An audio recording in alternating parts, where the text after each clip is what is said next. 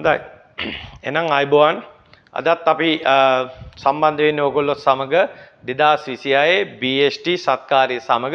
ඉතින් අද අපි කතා කරන්න යන්නේ පොඩ්ඩක් වෙනස්ම ආකාරයේ කැල්කියුලේෂන් පාර්ට් එකක් සම්බන්ධව, විශේෂයෙන්ම සමීකරණ කීපයක් සම්බන්ධව.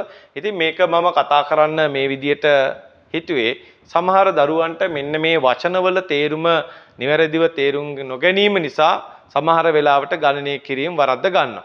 ඉතින් අද දවසේ අපි කතා කරන්නේ පස පාඩමේ යටතේ ඔය ගණනය කිරීම සඳහා අපිට මෙන්න මේ වගේ දත්තයන් කීපයක් අවශ්‍ය වෙනවා. එහෙම නැත්නම් කැල්කියුලේෂන් කීපයක් අවශ්‍ය වෙනවා. ඉතින් මේකෙදී අපි කතා කරන්නේ පසේ තෙතමන ප්‍රමාණය, තෙතමන ප්‍රතිශතය, තෙතමන සාධකයේ හෙවත් තෙතමන සමකයේ කියන්නේ මොකක්ද කියලා. ඉතින් මේ වචන ගත්තාම මේ ඔක්කොගේම එක වගේ තමයි පේන්නේ.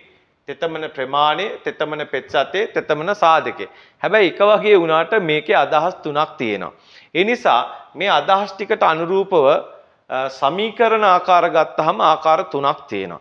ඉතින් ඒක නිසා මම ඔයගලන්ට පැහැදිලි කරන්න යන්නේ මෙන්න මේ පස පාඩමේ මොකක්ද මේ තෙතමන ප්‍රමාණය, තෙතමන ප්‍රතිශතය, තෙතමන සමකය කියන්නේ කියලා. ඉතින් ඒක පැහැදිලි කරන්න මම මෙන්න මේ විදියට ගන්නවා රූප සටහන් කීපයක්. මෙන්න මෙතන රූප සටහනින් මම පෙන්නලා තියෙන්නේ පස් සාම්පලයක්.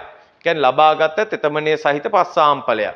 මෙතන මම පෙන්නලා තියෙනවා මෙන්න මේ පස් සාම්පලේ දාගන්න භාවිතා කරන හිස් කෝවක්. ඒ හිස් කෝවේ බර තමයි මම මෙතන W කියලා දාලා තියෙන්නේ. ඊට පස්සේ මම මෙතන රූප සටහනේ පෙන්නලා තියෙන්නේ මෙන්න මේ පස් සාම්පලේ මෙන්න මේ කෝවට දැම්මට පස්සේ බර කිරාගෙන තියෙනවා. ඒක තමයි මෙන්න මේ කෝධන තෙතපස කියන මෙන්න මේ රූප සටහනෙන් පෙන්වන්නේ. එතකොට ඒකේ බරමම W1 කියලා සංකේතවත් කරලා තියෙනවා. ඊට පස්සේ මේ හතරවෙනි රූප සටහනෙන් පෙන්නලා තියෙන්නේ මෙන්න මේ තෙත සහිත පස් සාම්පලය කෝවත් එක්ක උඳුනකට දානවා. අවන් එකට දාලා සෙල්සියස් අංශක 105කට නියත බරක් වෙනතුරු රත් කරනවා. රත් කරලා ඒක සිසිල් වීමට සලස්වලා නැවත අපි බර කිරලා අරගෙන තියෙනවා. ඒකෙදී අපිට ලැබෙන්නේ කෝවේ බරයි ඒ වියලි පස්වල බරයි. එහෙනම් කෝවදන වියලි පස්වල බර තමයි සංකේතවත් කරලා තියෙන්නේ W2 කියලා. ඉතින් එහෙනම් මෙන්න මේ දත්ත ටික භාවිතා කරලා අපි තෙතමන ප්‍රමාණය හොයන්නේ කොහොමද? ප්‍රතිශතය හොයන්නේ කොහොමද? තෙතමන සාධකය හොයන්නේ කොහොමද? පස්සේ වියලි බර හොයාගන්නේ කොහොමද කියලා බලමු. ඉතින් එහෙනම් මෙන්න මෙතනදී තෙතමන ප්‍රමාණය කියන්නේ සරලවම ගත්තොත් එහෙම ඔයගොල්ලෝ මතක තියාගන්න අද පසේ තියෙන ජලයේ බර, පසේ තියෙන ජලයේ බර බෙදනවා පසේ වියලි ස්කන්ධයෙන්. එච්චරයි එතන තියෙන්නේ. කියන්නේ පසේ තියෙන ජලයේ බරයි පසේ වියලි ස්කන්ධය අතර අනුපාතයක් විදිහට ගත්තොත් ඒක තමයි අපි කියන්නේ තෙතමන ප්‍රමාණය කියලා.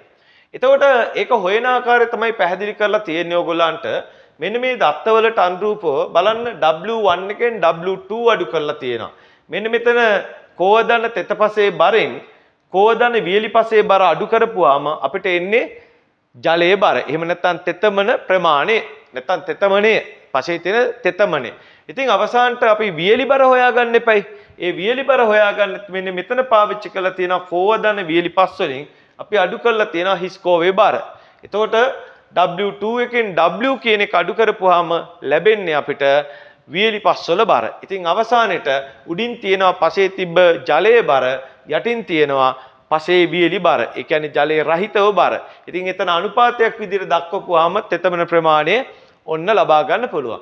එහෙනම් දැන් තෙතමන ප්‍රතිශතය කියන්නේ මොකක්ද? ඉතින් ඔයගොල්ලෝ දන්නවා ප්‍රතිශතයක් කියන්නේ මේක 100ට කොච්චරක්ද කියන එක බලන එකයි. ඇත්තටම ගත්තාම මෙන්න මේ තෙතමන ප්‍රමාණය කියන ලැබෙන අගය කෙලින්ම 100ෙන් ගුණ කරොත් ලැබෙන්නේ අපිට තෙතමන ප්‍රතිශතය.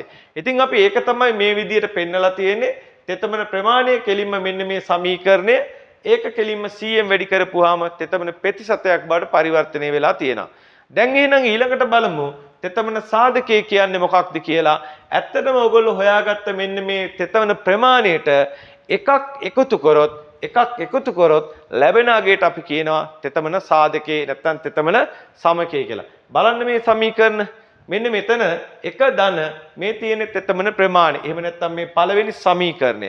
එහෙනම් තෙතමන ප්‍රමාණයට එකක් එකතු කරපුවාම ලැබෙන අගයට අපි කියනවා තෙතමන සාධකය නැත්නම් තෙතමන සමකය කියලා. ඉතින් අන්න ඕක තමයි වැදගත් වෙන්නේ තෙතමන සමකය. තෙතමන සාධකයේ අපි හොයන්නේ ඇයි අපිට ළමයිනේ පසේ වියලි බර හොයා ගන්න පුළුවන් උදුනක් තුල රත් කරන්නේ නැතුව. උදුනක් තුල රත් කරලා වියලි බර හොයන්න යනවා නම් සෙල්සියස් අංශක 105කට රත් කරලා පැය 8ක් විතර මේක තියාගෙන ඉන්නත් වෙනවා. ඉතින් ඒ වගේ කාලයක් අපිට නාස්ති කරන්න බැරි හින්දා අපි මෙන්න මේ විදියට මේ වියලි බර හොයනවා තවත් ආකාරයකට. අපි දන්නවනම් පස්සාම්පලයක තෙතමන සමකය අපිට පුළුවන් ඒ පස්සාම්පලයක් අරගෙන ඒ පස්සාම්පලේ තෙත බර හරිද මෙන්න මේ තෙතමන සමකයෙන් බෙදුවොත් පසේ වියලි බර ගන්න. ඒ පස්සාම්පලේ වියලි බර ගන්නේ කොහොමද එහෙනම්? පසේ තෙත බර කියන එක තෙතමන සමකයෙන් බෙදනවා. ඉතින් දැන් මෙන්න මේ තෙතමන සමකයට අනුරූප පසේ වියලි බර හොයාගත්තාම ඒක අපි මොන වගේ දේවල් වලට භාවිතා කරන්නේ? ඉතින් ඔයගොල්ලෝ දන්නවා පසක දුෂ්‍ය ඝනත්වය ගණනය කරනකොට අපිට ඕනේ පසේ වියලි බර. ඒ වගේම පාංශු වයනේ හොයනකොට අපිට අවශ්‍ය වෙනවා වියලි බර. ඒ වගේම අපිට අවශ්‍ය වෙනවා සෛවරතාවය වගේ දේවල් සමහර තැන්වලදී පසේ සත්‍ය ඝනත්වය වගේ දේවල් හොයනකොටත් මෙන්න මේ වගේ අවශ්‍ය වෙනවා. හරිද? පසේ වියලි බර. ඉතින් ඒ වගේ තැන්වලට අර විදිහට උඳුනක් තුල පැය ගණන් දාලා පසේ වියලි බර හොයන්න නැතුව කෙලින්ම සරලවම ඉතා ඉක්මනින් වියලි බර හොයා ගන්න අපි මෙන්න මේ සමීකරණය පාවිච්චි කරනවා. රයිට්. එහෙනම් අපි මේවා භාවිතා කරලා කොහොමද ගණනය කරන්නේ? උදාහරණ වශයෙන් මේක පැහැදිලි කරන්නේ කොහොමද කියලා ඊළඟ දවසේ බලමු. එහෙනම් අද දවසේ ඔයගොල්ලෝ මේ සමීකරණ ටික හරියට අවබෝධ කරගන්න. රයිට්. එහෙනම් ආයුබෝවන්.